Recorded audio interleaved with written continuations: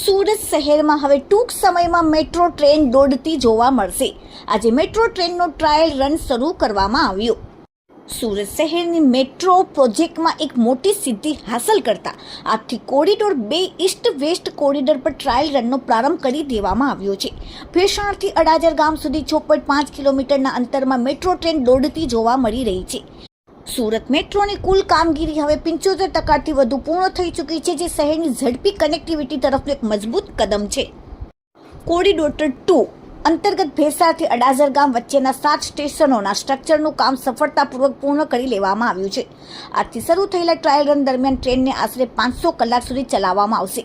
આ પ્રક્રિયામાં general engineering consultant અને સાથે જીએમઆરસી દ્વારા ટ્રેનની સ્પીડ, બ્રેકિંગ સિસ્ટમ અને ટેકનિકલ પાસાઓની ઝીણવટભરી તપાસ કરવામાં આવશે.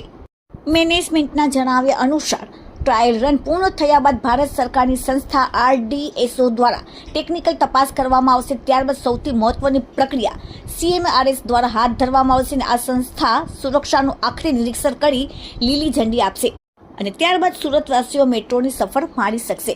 હવે સુરત શહેરમાં ટૂંક સમયમાં મેટ્રો દોડતી જોવા મળશે તેવી શક્યતા.